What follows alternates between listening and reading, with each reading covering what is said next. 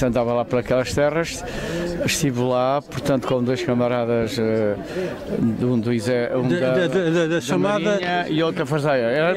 Éramos delegados da Junta de Salvação Nacional. Logo em junho fomos para lá para resolver o problema que havia lá, para que se dizia que os roceiros estavam armados e, portanto, que havia um perigo de dispararem sobre a população. Portanto, fazia parte. E foi por isso que nós fomos lá, 3 delegados da Junta de Salvação. Um que agora é o Almirante, que é o Cavaleiro Ferreira, e era o Caldas, que era da Farseira.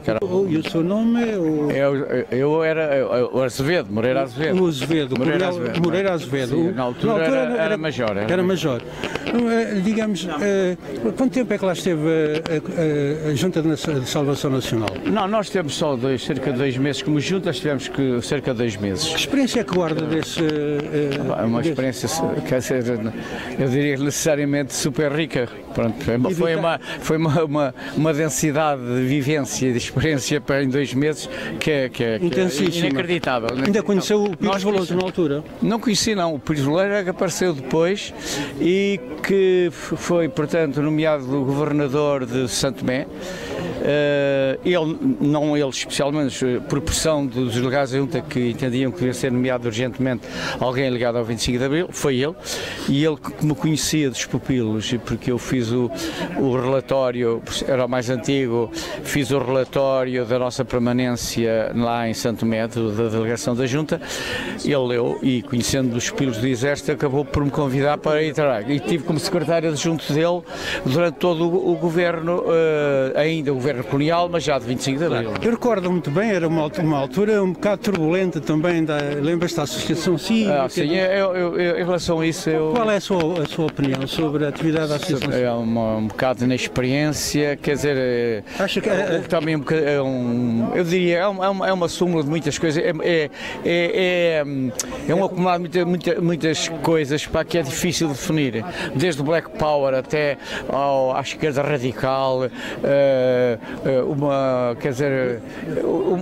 uma inexperiência que eu penso que também funcionou muito, e a partir de dada altura acho que também houve ali alguém que por trás dos jovens levou a que houvesse também a sede do poder. Eu acho que está-se a referir ao Gastão de Torres? Não. Sim, era uma das figuras assim mais evidentes e que mais conotada com essa situação, e portanto houve uma altura em que as coisas estiveram muito mal e que a Associação Cívica, quanto a mim, seguiu um caminho que eu condenava.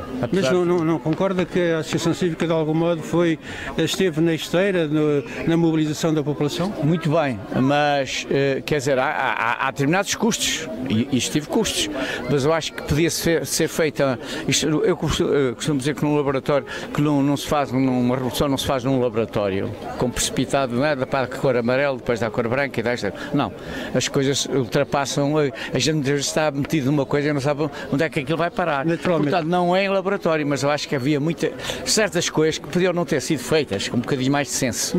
Recordo-me 2 experiências, digamos assim, em que realmente sentiu que as coisas podiam complicar-se.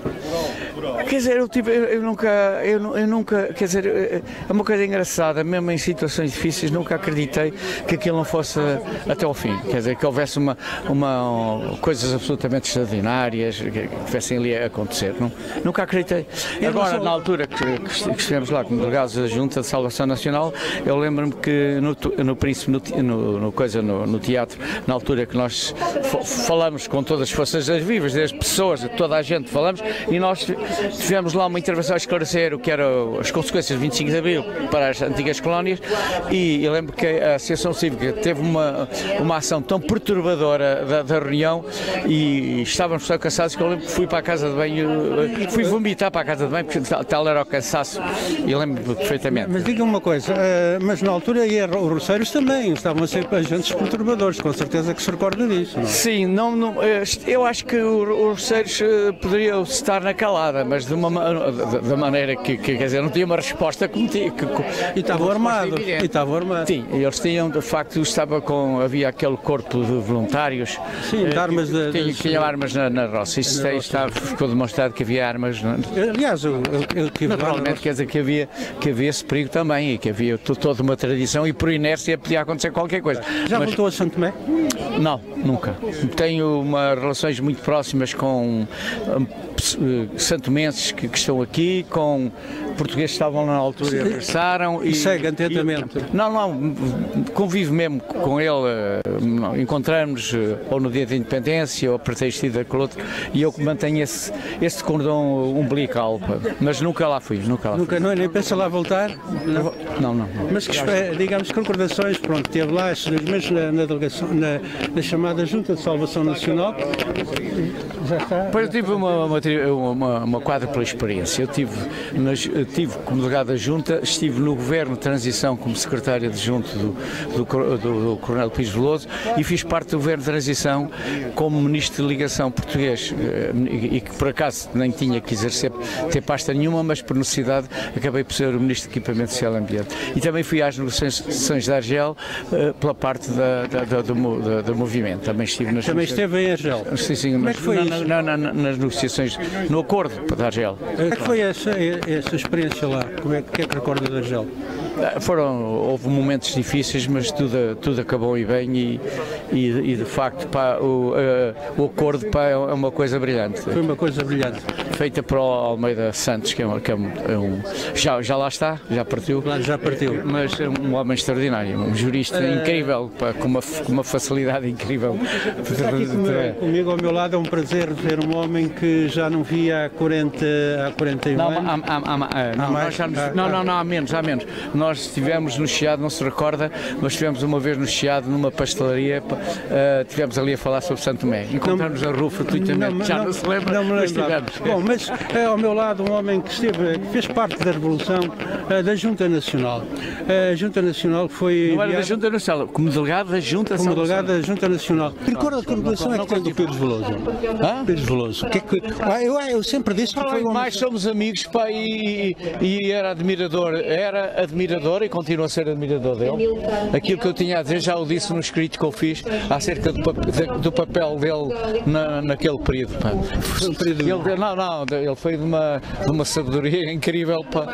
Soube gerir as situações até em determinada altura, quer dizer, por exemplo, em relação à CIV, que ele teve um comportamento que não me agradou em determinada altura, porque achava que eu estava quase em ruptura com a Cívica, que eu estava em confronto com a Cívica, e ele não seguiu esse papel, e ainda bem. Ainda bem que houve situações em que as coisas podiam ter sido piores se não fosse assim. Aliás, foi o homem certo no momento certo. Teria havido problemas se não fosse o Pires Veloso. Sim, outra pessoa era capaz de ter havido. Você recorda-se quando o Palácio foi invadido? É uma coisa.